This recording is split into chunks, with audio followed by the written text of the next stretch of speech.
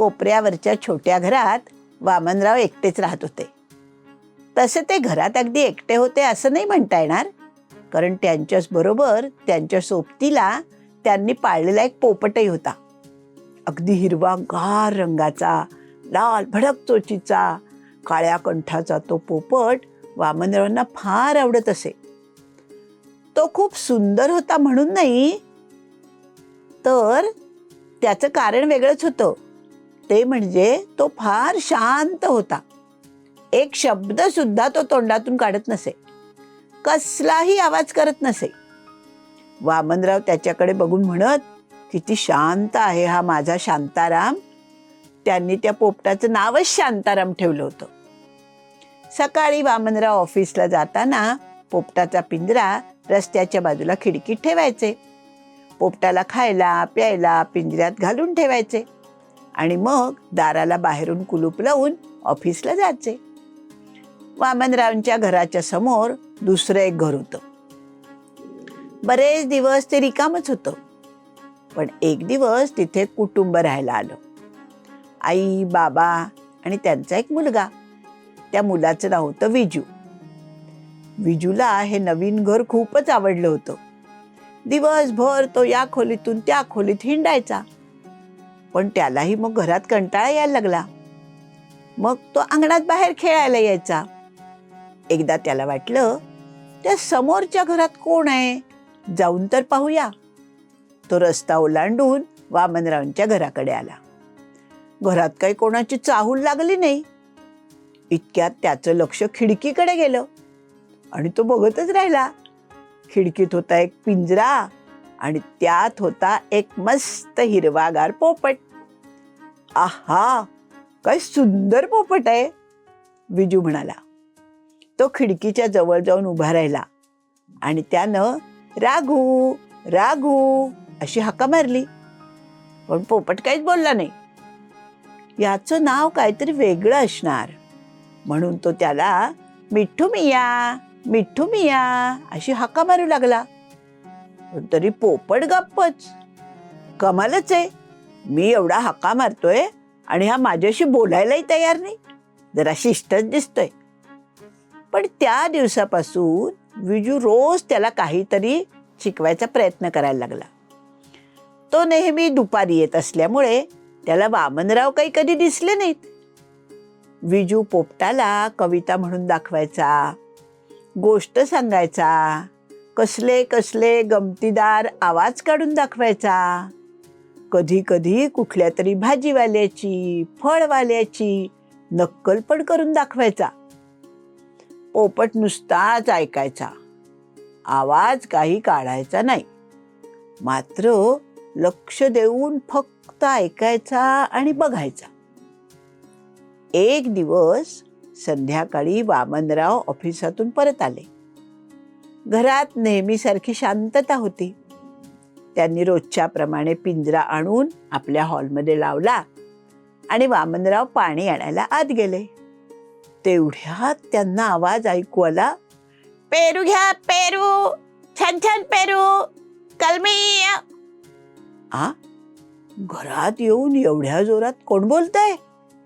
वामनराव गडबडीने बाहेर आले. कोणीच नव्हतं. इतक्यात शांताराम परत ओरडला, पेरू पेरू पेरू. कितीतरी वेळ वामनराव शांतारामकडे बघतच राहिले. शेवटी त्यांनी एक जुनं ब्लँकेट पिंजऱ्यावर टाकून पिंजरा सबंध झाकून टाकला. अंधार झाल्यावर शांतारामला वाटलं रात्र झाली आणि तो गप्प होऊन झोपून गेला. शांताराम इतके दिवस शांत असल्यामुळे त्यांना आवडत होता. आणि आता हे काय झालं याचं?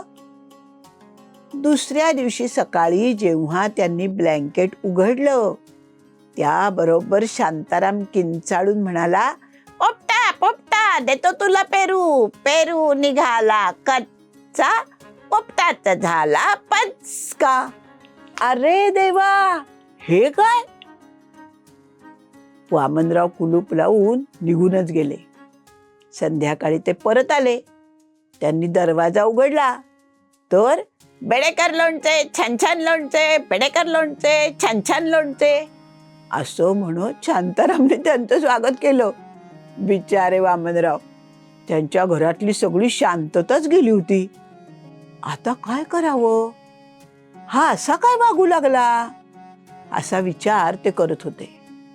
एक दिवस ते सकाळी ऑफिसला जाण्यापूर्वी शांतारामचा पिंजरा नेहमीप्रमाणे खिडकीत ठेवायला गेले आणि त्यांना एक लहान मुलगा समोर उभा दिसला.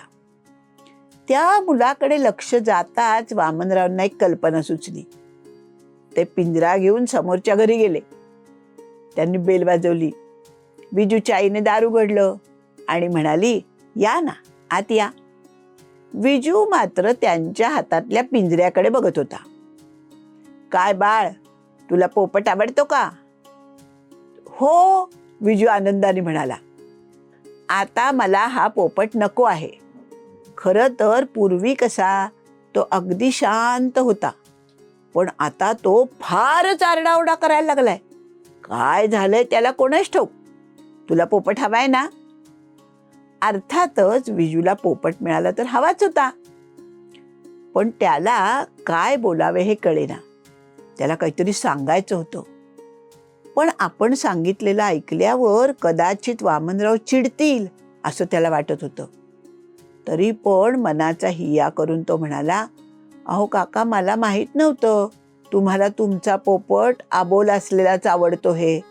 मीच त्याला बोलायला शिकवलंय. कारण तो पिंजऱ्यात अगदी शांत बसलेला पाहून मला आश्चर्य वाटायचं. मला तुम्ही माफ करा. असं होय, तू याला बोलवलंय, शिकवलंयस काय? आता तूच याला सांभाळ. असं म्हणून त्यांनी पिंजरा टेबलावर ठेवला आणि आईचा निरोप घेऊन वामनराव आपल्या घरी परत गेले. वामनराव जाताच विजू धावत पिंजऱ्याकडे गेला. कसं काय शांताराम, त्यानं गमतीनं पोपटाला विचारलं. मिठू मिया, मिठू मिया, पोपट किंचाळला.